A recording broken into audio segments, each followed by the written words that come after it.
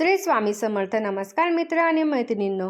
अधिक महिना सुरू झालेला आहे आणि अधिक महिन्यात आपण भगवंताची उपासना, आराधना, नामस्मरण, भगवान विष्णूंची सेवा करत असतो. या अधिक महिन्यात आलेला आहे गुरुपुष्यामृत योग, म्हणजे 21 मे 2026 रोजी गुरुवारी गुरुपुष्यामृत योग आलेला आहे. आता हा जो गुरुपुष्यामृत योग आहे हा गुरुवारी पहाटे 5 वाजेपासून ते शुक्रवारी पहाटे 6 वाजेपर्यंत असणार आहे. थोडक्यात काय तर संपूर्ण दिवसभर गुरुवारी गुरुपुष्यामृत योग असणार आहे. आता जेव्हा पुष्य नक्षत्र हे गुरुवारी येतं तेव्हा गुरुपुष्यामृत योग निर्माण होतो. या दिवशी आपण अखंड लक्ष्मी प्राप्तीसाठी भगवान विष्णू आणि माता लक्ष्मीची अखंड सेवा करत असतो. त्याचबरोबर अधिक महिना आहे म्हणून हा दिवस कोणीच मिस करायचा नाही. या दिवशी ज्या काही सेवा सांगणार आहे त्या कोणत्याही सेवा चुकवायच्या नाही. जसं जमेल तसं तुम्ही सेवा करू शकता. आता गुरुपुष्य नक्षत्र म्हटलं तर बरेच लोक सोनं वगैरे खरेदी करतात. गुंजभर तरी सोनं घ्यावं असं म्हणतात, कारण या शुभ मुहूर्तावर घेतलेलं सोनं कधीही मोडायची वेळ येत नाही. आता हे तुमच्यावर आहे. तुमची इच्छा असेल तर तुम्ही खरेदी करू शकता किंवा आपण आपल्या सेवेकडे भर द्यायचा आहे. आता या दिवशी तुम्ही दान सुद्धा करू शकता. म्हणजे जर तुम्हाला जावई असेल तर जावयाला तुम्ही या दिवशी दान करू शकता. आता आपण कोणत्या सेवा करायच्या ते पाहूया. सगळ्यात आधी गुरुवारी मुख्य दरवाजाच्या उंबरठ्याला हळदीचं लेपन करायला विसरू नका. गुरुवार आहे, त्यात गुरुपुष्यामृत योग असल्यामुळे माता लक्ष्मी आणि भगवान विष्णू यांची एकत्रित सेवा आपल्याला करायची आहे. सकाळी उठल्यावर आपलं घर स्वच्छ करावं. आता गुरुवारी फरशी पुसू नये असं सांगितलं जातं. आता हा प्रत्येकाचा श्रद्धेचा भाग आहे. ज्याला वाटतं त्याने ते करावं, पण गुरुवारी फरशी पुसू नये किंवा घरातल्या ज्या काही गोष्टी आहेत, म्हणजे की अडगळीचं सामान आहे किंवा जाळजळमट काढू नये असं म्हणतात. आता आपल्याला उंबरठ्याला हळदीचं लेपन करून झाल्यावर आता आपला जो काही मुख्य किचन ओटा आहे तो अर्थात स्वच्छ करावा. या दिवशी सुद्धा तुम्हाला किचन ओट्याची पूजा करायची आहे. म्हणजे जिथे अन्नपूर्णा मातेचा वास आहे, आपल्याला त्या अन्नपूर्णा देवीची पूजा करायची असते. तिचा मान सन्मान करायचा असतो. आता बघा, या दिवशी सत्यनारायण करायचं चुकवायचं नाही. गुरुपुष्यामृत योग आहे, त्याचबरोबर अधिक मास आहे, म्हणून या दिवशी आवर्जून सत्यनारायण करायचं आहे. तुम्ही सत्यनारायण पौर्णिमेला ज्या पद्धतीने करणार त्याच पद्धतीने गुरुपुष्यामृत योगाला सत्यनारायण करायचं आहे.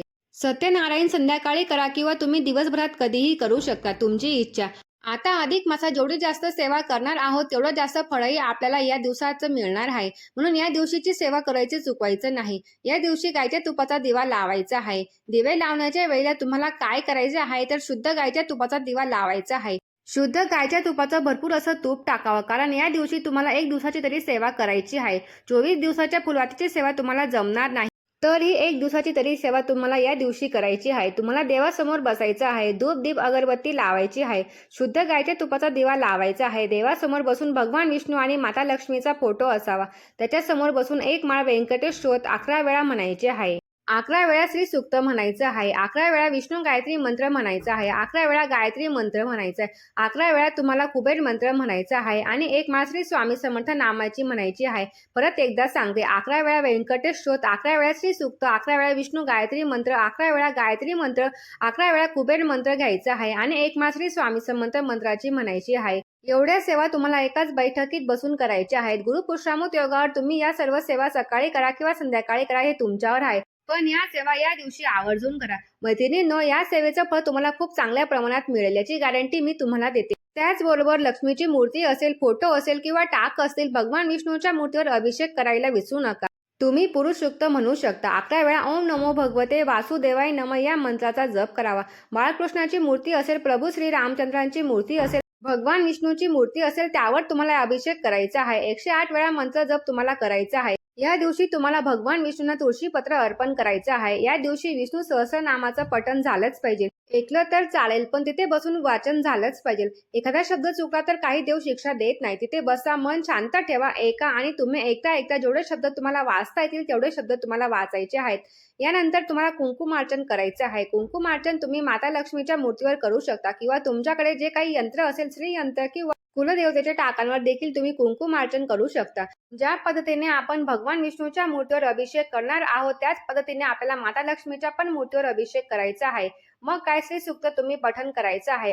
ज्यांचे गुरुवार चालू आहे त्यांनी संकल्पयुक्त स्वामी चरित्र सारामृताची सेवा चालू ठेवायची आहे. त्यांची सुद्धा सेवा या दिवशी घडणार आहे. हा दिवस खूप मोठा आणि महत्वाचा आहे. माता लक्ष्मी आणि भगवान विष्णूची एकत्रित सेवा, त्याचबरोबर गुरूंची सेवा देखील महत्वाची आहे. तर बघा, यामधून तुम्हाला जी सेवा जमेल ती सेवा आवर्जून करायची आहे. व्हिडिओ आवडला असेल तर जास्तीत जास्त तुमच्या मित्रांसोबत आणि परिवारासोबत शेअर करा.